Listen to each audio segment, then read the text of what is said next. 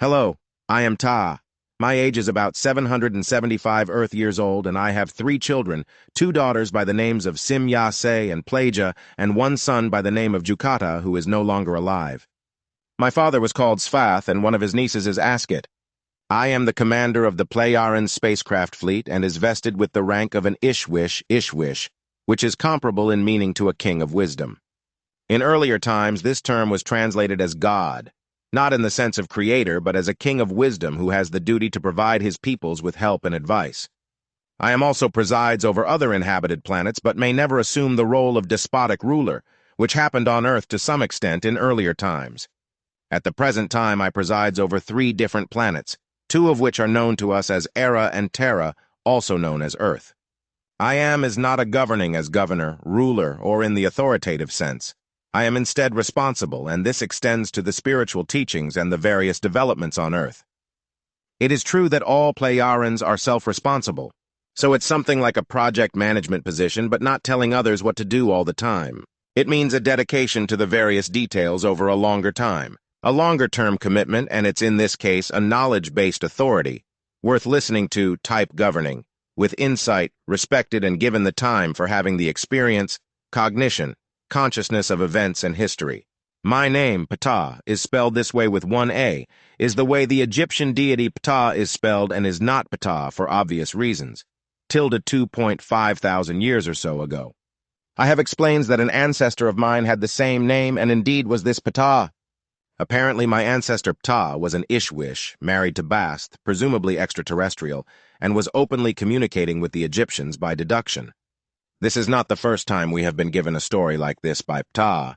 According to a Figu forum questions answered by Billy Comment, I himself lived in Greece for a period of time a few hundred years ago, and another great-great-grandfather of mine, Hilak, was also involved with Earth in some way.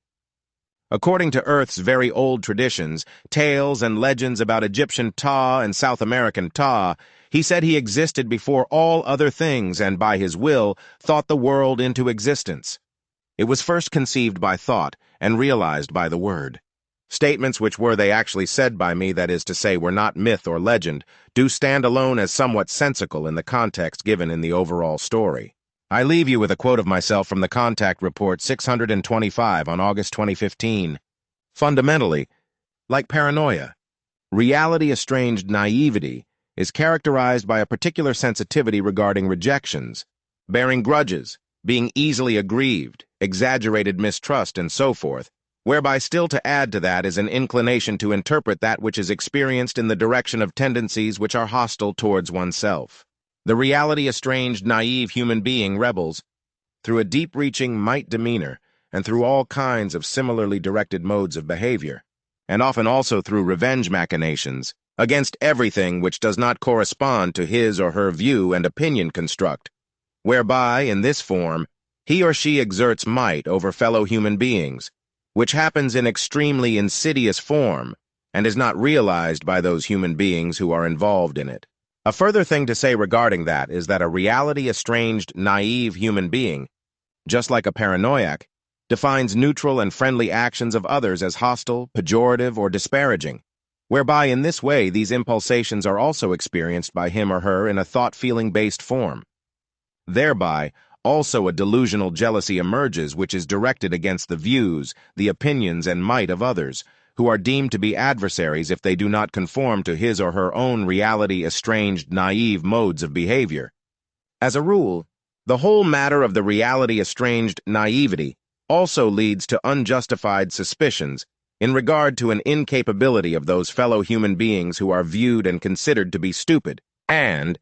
in regard to intellect, rationality and the ability to make decisions as well as the ability to act are viewed and considered to be without intellect and without rationality, and consequently, in line with the delusion of the reality-estranged naive human being, must be dictatorially taught, correctly led and guided through his or her intellect and rationality. That is the actual might behavior of the reality-estranged naive human being, who is additionally also stubborn and quarrelsome and brings this to the fore in such form that the fellow human beings, who are directed and suggestively dictatorially led by him or her, do not perceive that they are steered selfishly and imperiously through the machinations of the reality-estranged, naive one. Human beings with a reality-estranged, naive personality disorder are controlled by a false and inflated self-worth delusion, and by a greatly exaggerated self-centeredness delusion,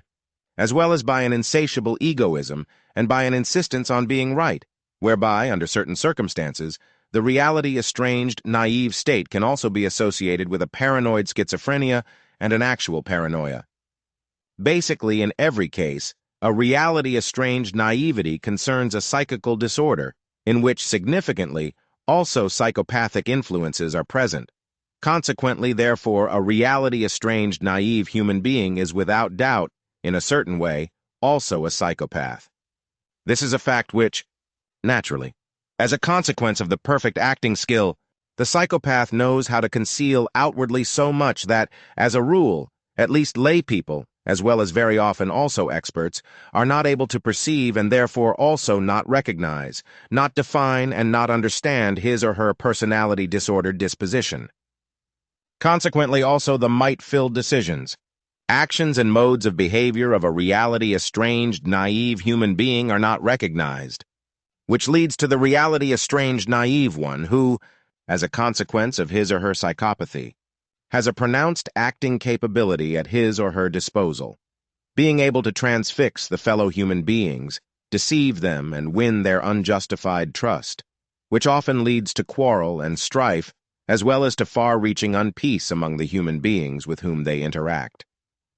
And wars frequently arise, and acts of revenge and retribution as well as hate and destruction, if reality-estranged naive ones stoke the corresponding embers long enough until they become a blazing fire and inextinguishable conflagration.